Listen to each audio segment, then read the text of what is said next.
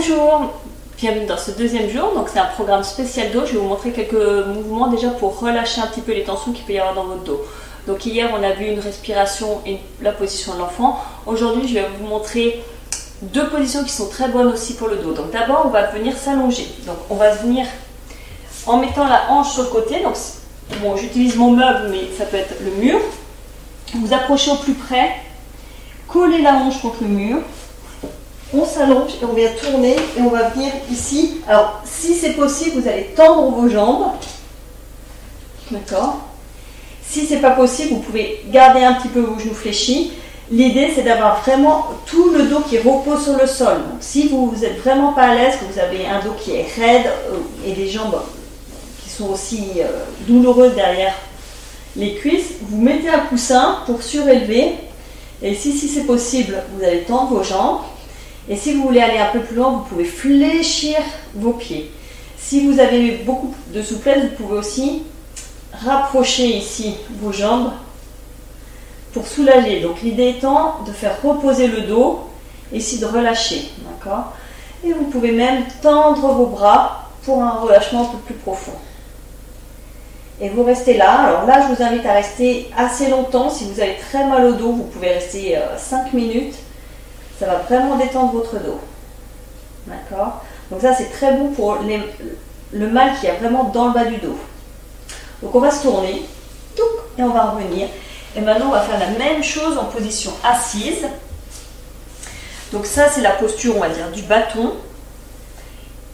La même chose où on a les jambes et le buste 90 degrés. D'accord? Donc là aussi, pour vraiment étirer la colonne, comme si vous alliez vers le haut, vous éloignez les côtes, vous rentrez le ventre.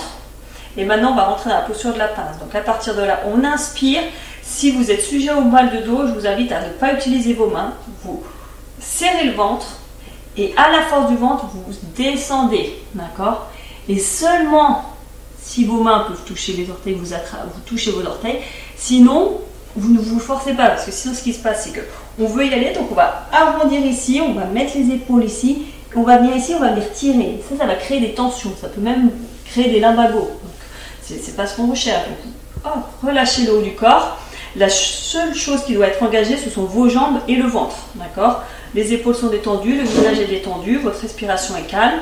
On rentre le ventre et on descend. Et là, vous posez les mains, peu importe où elles arrivent, les cuisses, les genoux, les tibias, les chevilles, les orteils, et on reste, d'accord? Et là, vous pouvez rester longtemps. Pareil, vous vous assurez juste d'avoir le ventre rentré pour respirer et amener la respiration jusque dans le dos.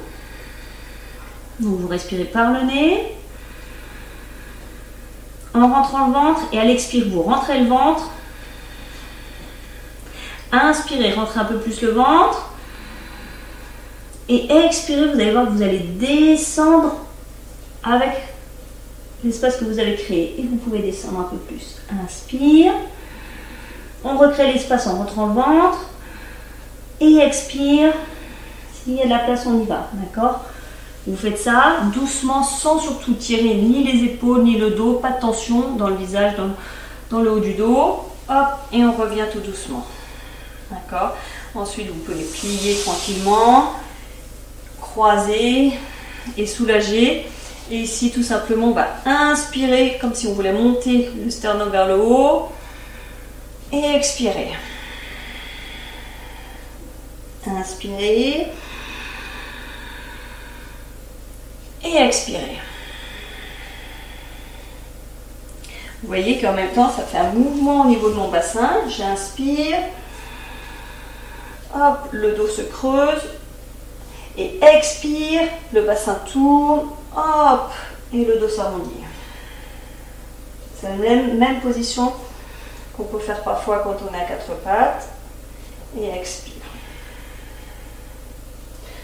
Voilà, donc je vous invite à faire ces quelques mouvements quand vous avez mal au dos, ça va vous soulager un petit peu. Et on va voir demain d'autres exercices un peu plus intenses pour soulager un peu plus le bas du dos. À demain!